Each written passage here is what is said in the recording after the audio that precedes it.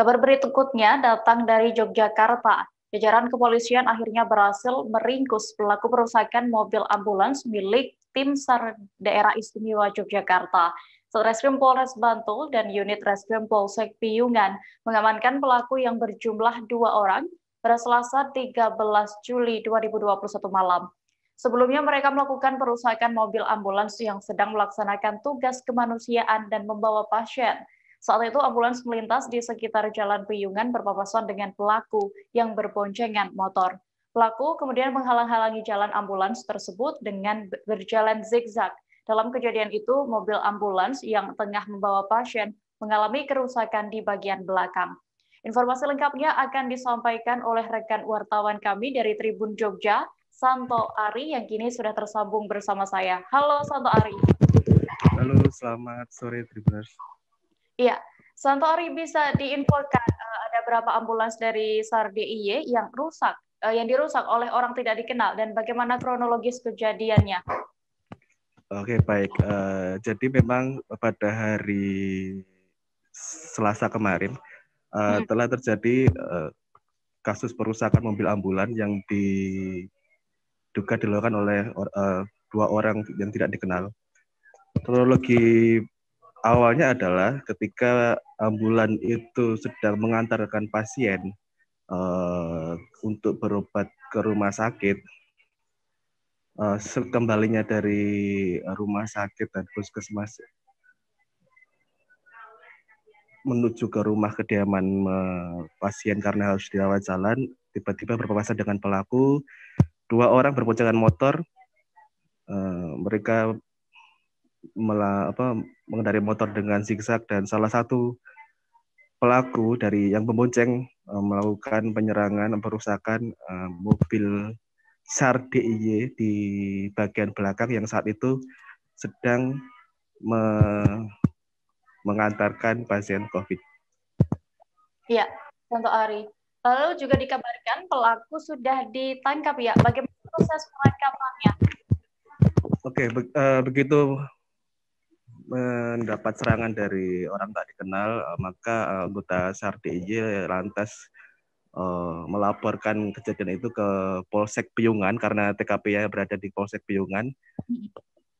Jadi kejadian sekitar pukul 17.45 dan sekitar pukul 19 atau jam 7 malam kepolisian sudah berhasil mengidentifikasi pelaku dan 19.30 keduanya ditangkap dan untuk saat ini hanya baru 1 pelaku saja yang ditetapkan sebagai tersangka. Sementara yang satunya yang mengendarai motor masih dilakukan pengembangan. Begitu. Ya, lalu Santori, apakah polisi sudah berhasil mengungkap motif pelaku melakukan perusakan mobil ambulans itu? Ya, dari hasil integrasi kepolisian Satreskrim Polres Bantul, terungkap bahwa pelaku ini tersangka dengan inisial IZ alias Unyil, umur 28 tahun, warga Piyungan Bantul ini terprovokasi oleh isu-isu atau kabar hoax yang beredar di media sosial, di WA dan sebagainya yang mengatakan bahwa saat ini sedang ada mobil ambulans kosong yang sengaja muter-muter di jalan untuk menakut-nakuti warga. Nah, pelaku ini terpancing, terprovokasi dan merasa bahwa berita itu benar, akhirnya melakukan perusakan tersebut. Begitu. Ya, baik. Tribuners, rekan jurnalis kami tadi juga sudah melakukan wawancara bersama Kapolres Bantul, AKBP Ihsan. Berikut hasil wawancara selengkapnya. Kami tanyakan motifnya, kenapa Anda melakukan upaya-upaya menghalangi tugas dari sopir ambulans dan melakukan perusakan. Rupanya pelaku selama ini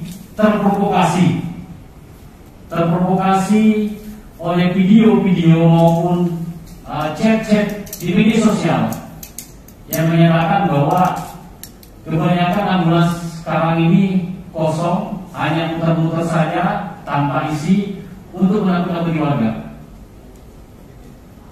Jadi ini motifnya, pelaku terprovokasi melihat medsos-medsos yang mungkin rekan-rekan wartawan juga sudah pernah melihat mungkin video-video ataupun percakapan-percakapan yang memang memberikan opini negatif bahwa ambulans itu kebanyakan kosong. Akhirnya karena terprovokasi mereka tidak senang, itu kosong. Namun kita saja akhirnya mereka halangi tugasnya. Mereka menghalang mobil tersebut, mengganggu, bahkan melakukan pengrusakan. Namun faktanya kan seperti kita ketahui pada saat kejadian ambulans tersebut lagi membawa pasien COVID. Jadi kami sampaikan sebelumnya ambulans ini ke rumah sakit Prambanan, tapi di sana ditolak karena sudah penuh. Akhirnya diarahkan ke puskesmas di Berbah.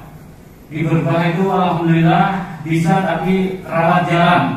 Setelah mendapat pelayanan di sana, kemudian kembali melewati jalan di Piungan, di wilayah hukum kami, disitulah terjadi. Terima kasih sudah nonton. Jangan lupa like, subscribe, dan share ya.